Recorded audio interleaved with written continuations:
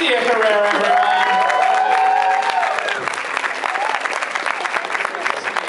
Feel a little bit informal. We'll be more comfortable here. Yeah. Make yourselves comfortable. It's going to be a bumpy ride. So I'm assuming by a show of hands we got some questions from the crowd as well. If anyone has questions for Tia, because I can ask a few off the top, but I just want to see a couple people. All right. I reserve the right to say I can't comment on that. Okay, that's cool. One thing I want to ask about right away, jumping completely out of sci-fi, but I just saw your appearance on Curb Your Enthusiasm. Hilarious, by the way. Thank you. Yeah, Curb Your Enthusiasm was one of the hardest things I've ever done, in that it's completely improvised. So yeah, I wanted to ask, like, what's the process like when you show up on set? Is there a script at all? Are there pages, or what is it? There is no script whatsoever. So I show up to do Curb Your Enthusiasm with Larry David, who's from Seinfeld and the creator of Seinfeld. And I didn't even know the character I was playing. All I knew was that I was playing Richard Lewis's girlfriend. And then they tell you, okay, you're sitting at this desk and you work for Larry's boss or Larry's friend or whatever. And then they just say, okay, and now he's going to come out of the bathroom and just start talking to him and don't let him go. And that's all they tell you. Yeah. It went very, very well. I was laughing. That was amazing. Was that your first time improvising for film, or?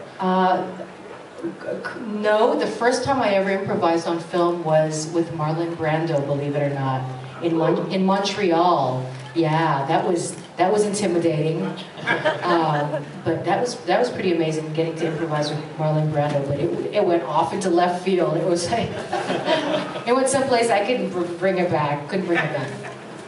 Well, obviously at these conventions you meet a lot of fans. Obviously we got a room packed full of them. Is there something special about sci-fi fans and genre fans that you've noted? Can you quantify it? Well, it is unquantifiable, but I will attempt to. Okay. I think sci-fi fans are much more loyal. People would say rabid, but I think that puts a negative spin on things.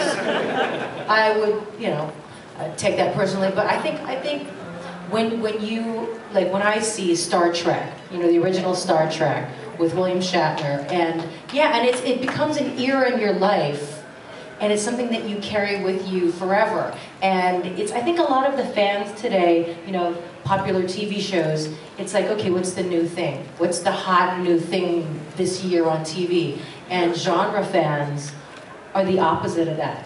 You're somebody that they carry with you everywhere. Like my Relic Hunter show, thank you.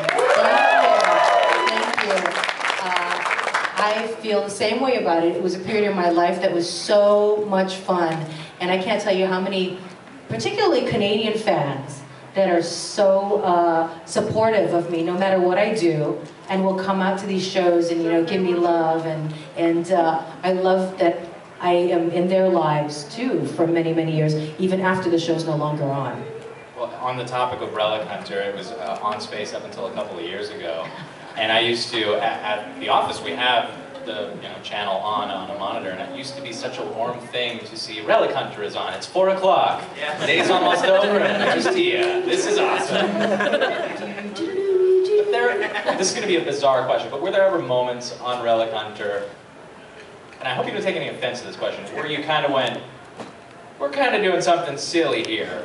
Like, there were scenes where you come back from commercial break, and honestly, like 2-minute montage of hot bodies on the beach. Set up, okay, I got it, you're on the beach. You're talking about season 3. Baby. Yeah, there was... But you have to be having fun with it, I imagine. Well, when we had the female wrestler, or there were 2. I think the first female wrestler that we had on the show, I was like, okay, we're going for stunt casting now. I thought there was something really great about the show, particularly in the first season, where we tried to shoot it the best we could, and we had like great storylines, and tried to maintain the historical fact that was in the script. But it's hard to do that in a weekly series. I mean, what we were attempting to do in a weekly series, people take months to do in feature films, so it just takes its toll. I remember I was like doing a fight sequence at like 2 o'clock in the morning. I'm like, please just don't make me fight anymore. I'm so tired, and I might hurt myself.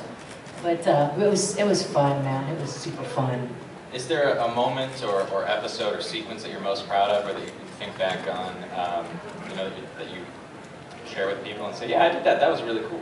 God, there was this one fight where I was trying to get a dagger out of the mouth of this big native stone head, and my arm gets stuck in there. And then the German relic hunter comes in and steals it from me, and we had this amazing fight, and we wrestle, and then we tumble down the hill, and we land up. It was amazing. Like, the fights were so much fun. What I loved about it was that, I mean, in Tomb Raider, they're very serious, and in Relic Hunter, there was so much humor, and there was so much good-hearted fun. I mean, I think that's what you know, I really would hang my hat on, was the humor. Because you can't compete with the you know, special effects of a big film.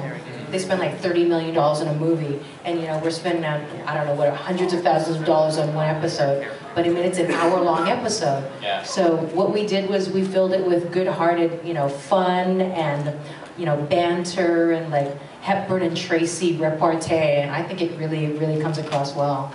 I think so too. I think we